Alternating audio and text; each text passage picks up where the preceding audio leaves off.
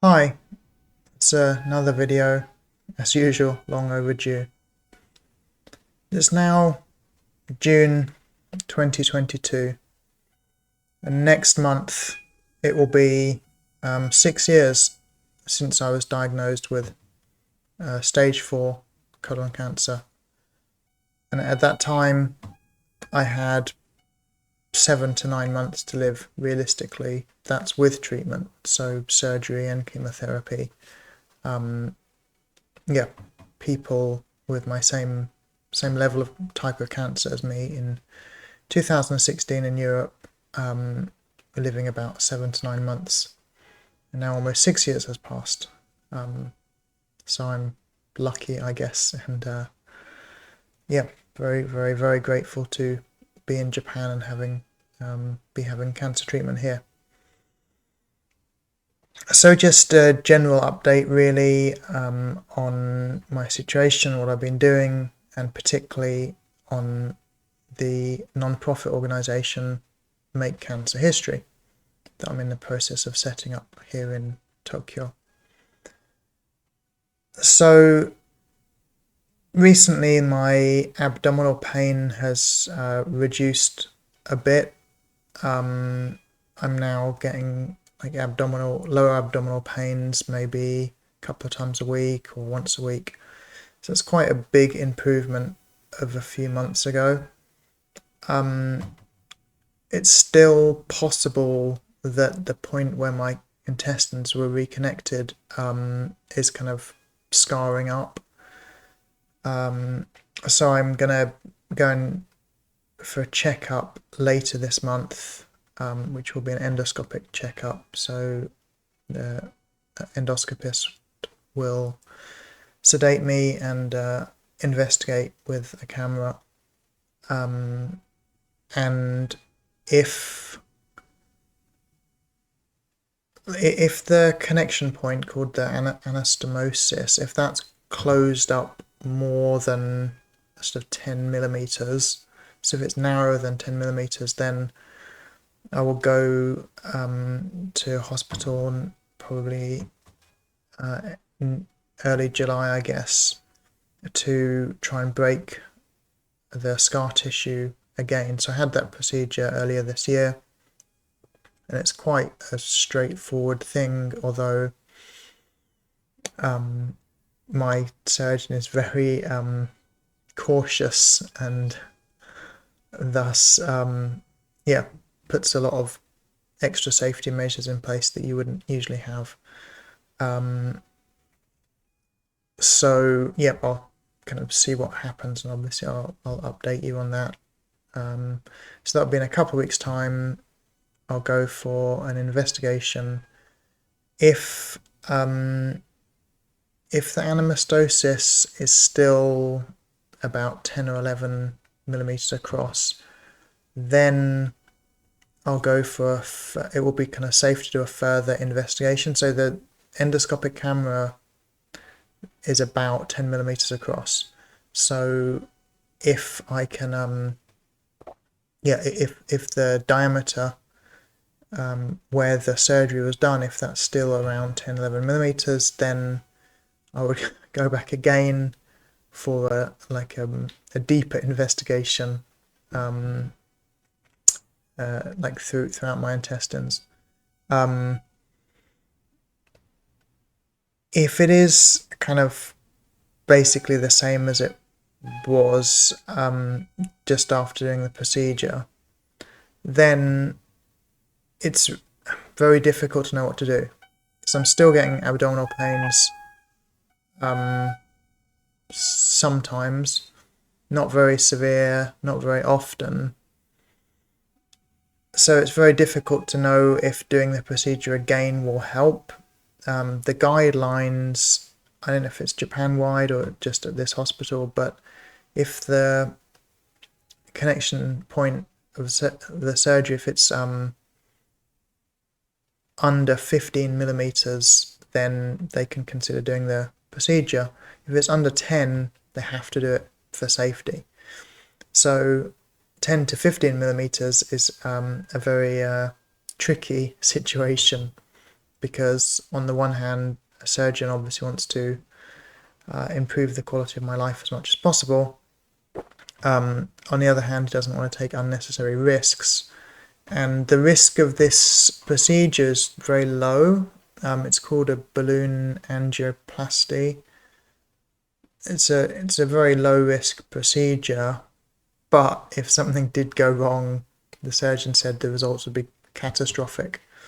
Yeah, so kind of tricky situation, but we'll see. I mean, maybe some more scarring has occurred, and maybe it will be sort of 7 or 8 millimeters, the anastomosis, and he'll have to do the procedure in that case, because the very small risk would be massively outweighed by the safety concern. So I've had a really strange few months because of this intermittent pain that's not bad, but is enough to kind of disturb me and kind of worry me sometimes. But yeah, I'm kind of trying to get back on track. So I've been doing a lot of exercise recently, trying to exercise consistently. That's partly just to be able to kind of walk better is one thing, move better. So that's, I've had 3 big surgeries, did like 4 years of 4 and a bit years of chemotherapy, of various chemotherapy drugs, which caused nerve damage in your arms and legs. That's a peripheral nerve damage. And I had a lot of radiotherapy as well, proton beam therapy to my liver, tomotherapy to my right lung, and some lymph nodes near my spine.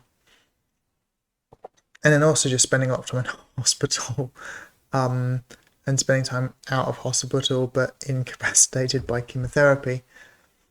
So my body is kind of taken a lot of damage, and I'm trying to undo some of that to have a better life, but also to be more effective and get a lot more done, which is very important. So yeah, I mean, that's about it health-wise, really. As I said at the beginning of this video, it's coming up to 6 years. Next month will be 6 years since my terminal diagnosis.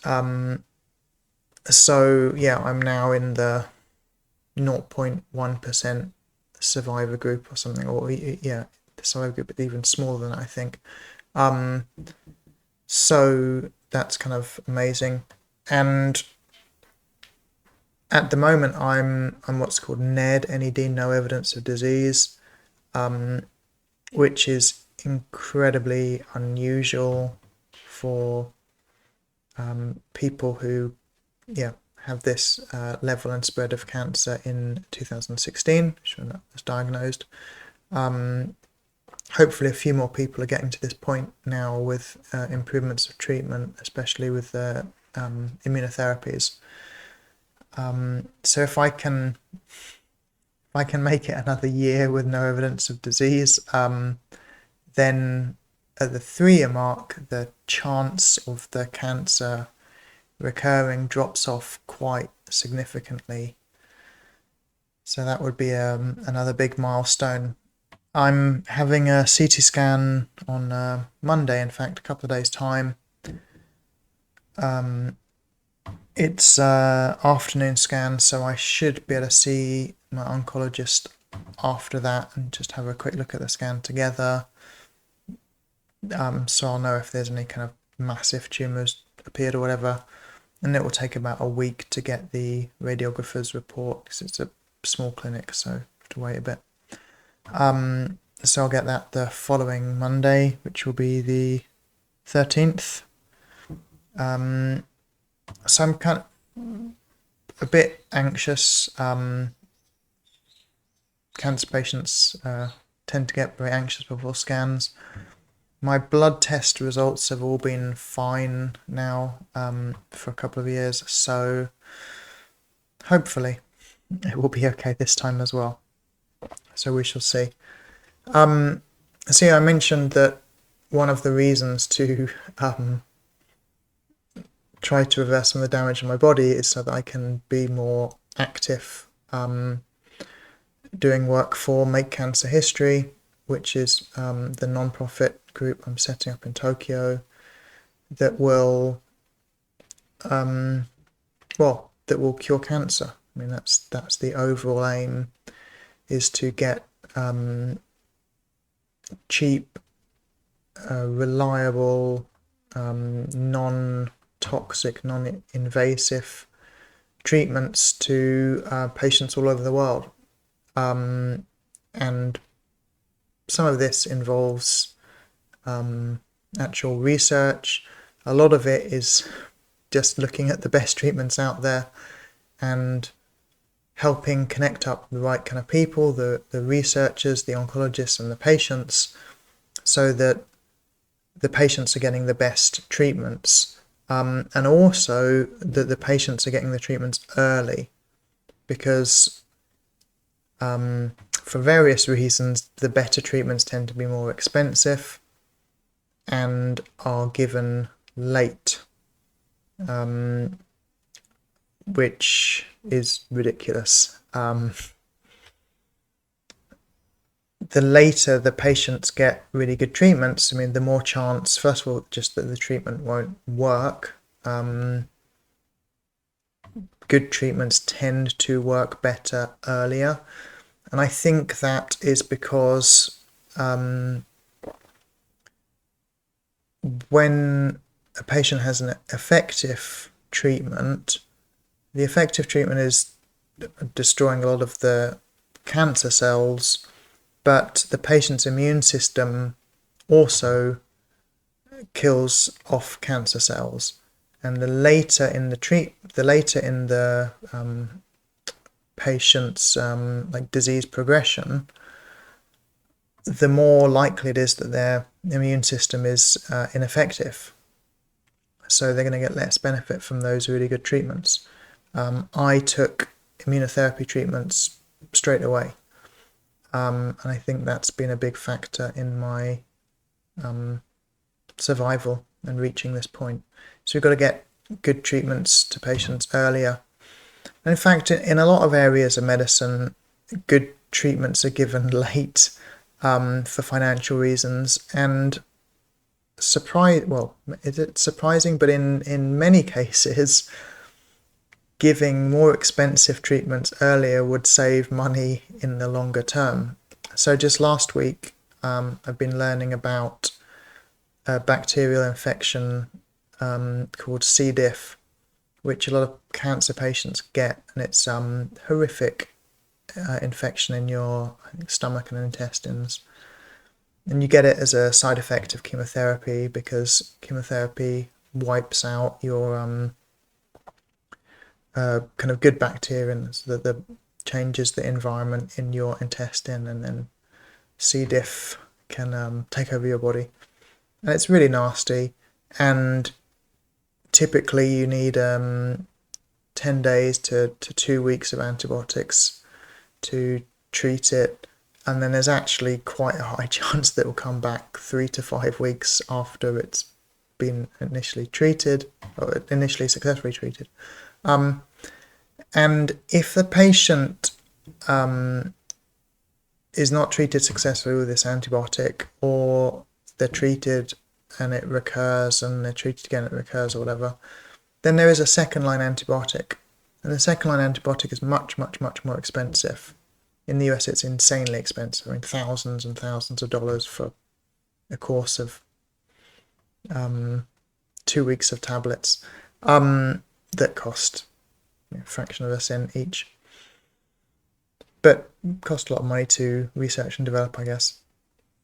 But it's actually been proven that in most countries, using the second line treatment first actually saves the country money, if you're in a country with universal healthcare, because the second line antibiotic is more effective. There's less chance that the patient ends up in hospital.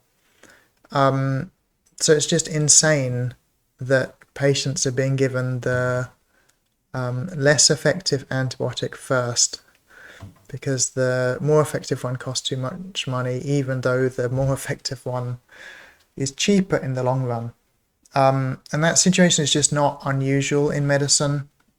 And also it's important to remember that the price of medicines is or price of all treatments is essentially arbitrary, right? It's just decided based on the economic models of research and development and clawing back the research and development money over a period of time.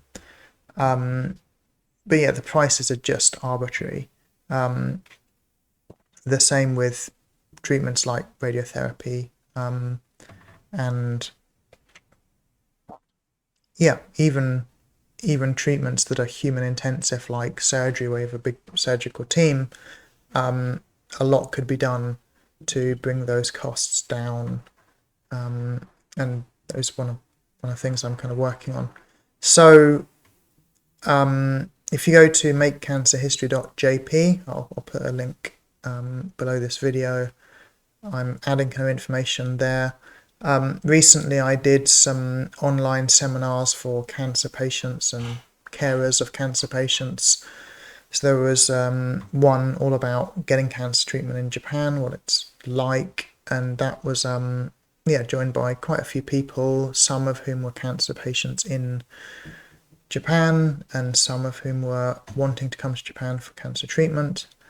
And I did another one about the kind of 8 main cancer treatments. So that's surgery, chemotherapy, radiation, molecular targeted therapy, immunotherapy, hypothermia therapy, hormone therapy, and metabolic therapy. So I talked about my experiences of those treatments. I've had all of them except for hormone therapy, which is mainly for things like breast cancer, or ovarian cancer, or prostate cancer. But the other 7 I've had. And yeah, that was well received as well. The video for that second one is on the website, makecancerhistory.jp.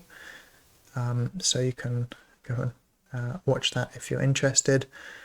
I'll be doing another online seminar soon, all about immunotherapy, covering the different types of immunotherapy like cytokine therapy, the NK cell therapy and dendritic cell therapy that I've had, hypothermia therapy as immunotherapy, because when you heat tumours to fever temperatures, so kind of around 41 degrees Celsius, if you keep that temperature for a certain period of time, like kind of 30-40 minutes, then damage is done to the cancer cells, or damage is done to all the cells that are being heated, but healthy cells recover. The recovery starts 20-something minutes after the heating is switched off. But cancer cells are very poor at self-repair, so that damage, so things like the formation of heat shock proteins, HSP 70 to the 70 micron family of proteins, form on the surface of the cancer cells, and the immune system recognizes that.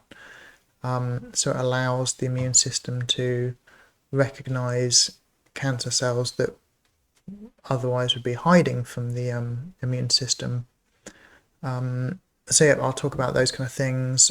CAR T cell therapy that it's been in the media a lot because there's a lot of money in it. And talk about the differences between like autologous treatments like I had, which you use your own white blood cells, comparing those to the hypoallergenic treatments where you're doing an immunotherapy using a commercial product. So if you're interested in joining that live, please put a comment and give me some hint of how I can get in contact with you, whether I can find you on Facebook or Twitter or whatever. or you can drop me an email. There's a contact form on makecancerhistory.jp. And another thing is I've submitted an application to give an online talk for the Hope Conference in New York. So even though the conference is an in-person conference in New York in kind of last part of July, they're having some online speakers and conferences every 2 years, and I gave a talk 2 years ago about my experiences of cancer. If my talk gets selected, which I'll probably know about in a couple of weeks' time, then yep, I'll be doing a talk all about like just a blueprint of how we can cure cancer and get the cure to the people that need it wherever they are in the world, regardless of the financial situation. Because yeah, it's heartbreaking when you hear about countries in the world where they've got only a handful of CT scanners for the whole country, or they've got one radiotherapy machine that is very expensive to maintain, and that's all they've got for millions and millions of people, of whom thousands potentially will need cancer treatment. So that's what Make Cancer History is going to change. As I said, we've been doing the online seminars. If you want to help fund that, if you just go to my GoFundMe link, which is at the bottom of this video, there's you can just donate. So I'm not having cancer treatment at the moment, so all the donations that come are going to Make Cancer History, and hopefully by the end of July I'll have a separate GoFundMe account for Make Cancer History. There's a bunch of bureaucratic barriers in Japan to getting this kind of stuff in place. GoFundMe recently have made things quite easy to get stuff set up, as long as you have the kind of back end in place, which is what I'm trying to sort out at the moment with the Japanese banking system. Yeah, and I've got a very good Japanese friend who's helping me with that. So yeah, if you do want to help Make Cancer History, just click on the GoFundMe link for my GoFundMe, make a donation there, and all that money is being used for Make Cancer History and the kind of things we're doing. So at the moment, like the point of the online seminars, yes, I want to help out cancer patients directly with information, but it's really about getting the connections for future activity, right? Because this non-profit group is not it's not there to raise awareness of cancer. That's being done by other people. Some of that's great, some of it's not so helpful. This non-profit is really about connecting patients and researchers and oncologists, and fundamentally changing how cancer is treated from a clinical point of view, but also a kind of a logistical point of view. So that's what it's all about. So when we're doing things like patient outreach and awareness, it's really to make those connections. I've got have had a few more medical connections recently, which is really good. An immunotherapist just randomly contacted me. She's based in Tokyo, and yeah, she's doing really good cancer immunotherapy here. I've recently gotten to know a pediatrician. He was actually a pediatric cardiologist, but yeah, he has many connections as well, running a clinic here. So maybe that will be a good way to get connections with people working with childhood cancers, which, childhood cancers are very rare, often respond quite well to treatment, but are obviously devastating for families and for society in general. And it's there's no medical reason why cancer in general is so difficult to treat. It's not really medical stuff. It's mainly logistics. It's I've reached no evidence of disease because of two things really. One is all the people that have donated to my crowdfunding, because that paid for the treatment, and of course the second thing is access to some of the best treatment in the world. And there's no reason why everyone couldn't get access to this. I mean, patients can come to Japan for treatment, for example. We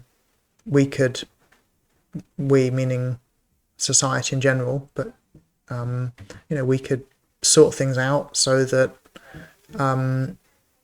people would just be treated wherever the best treatment was for them. We could do a lot more on best practice to get sharing these ideas.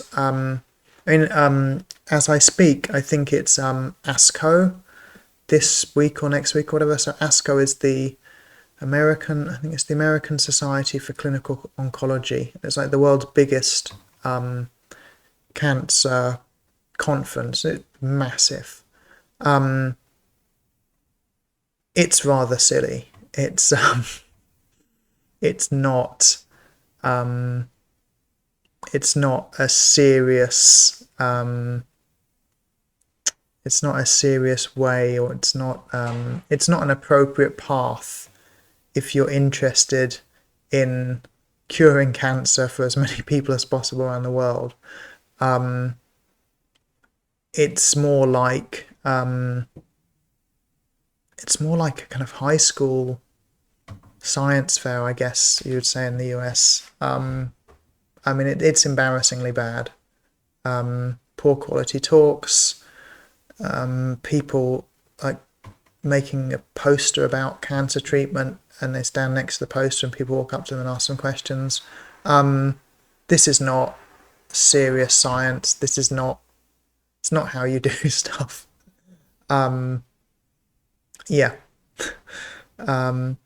Just like many things in medicine. If you will endure me for a few more moments, obviously I spend a lot of time in hospital, and or have done now very infrequently. So my CT scan on Monday is first CT scan for 6 months now. But in hospitals, there's no evidence that people in the medical world understand anything about communication and communication technology. None at all. They're not using video. They're not using 3D printed models of bits of your body to show you what's going on. They're not even using whiteboards. Where patients meet staff, it's often in the worst possible circumstances, worst possible environment. So even just basic things like how to communicate, how do you teach, when a patient is diagnosed with a life-threatening disease, they have to make educated decisions. I mean, they have to give informed consent. Often, there's several treatment options, and in the vast majority of cases, they're going to be a non-medical professional trying to make a decision about what to do or what not to do. So they have to be educated on the essential points of their situation and the treatments in a very, very limited time. So it makes sense to really perfect that process so that the patient can really make an informed decision, because if not, then they may consent to treatment that they shouldn't have had, or conversely, they may not give their consent to treatment that would be in their best interests. So there's a lot to be done, and it certainly isn't being done to kind of sort out oncology and medicine in general. So yeah, I will wrap up now, but as always, thank you so much for your time and for your interest. If you do want to help out with Make Cancer History, please, just click my GoFundMe link, and yeah, that funding, that donation all goes to the work of the NPO, which will include actual research, but mainly is about connecting together the people who have the best treatments, sharing best practice. Research that we do will be released under very, very, very strict licensing that makes it impossible for people to exclusively make money from it.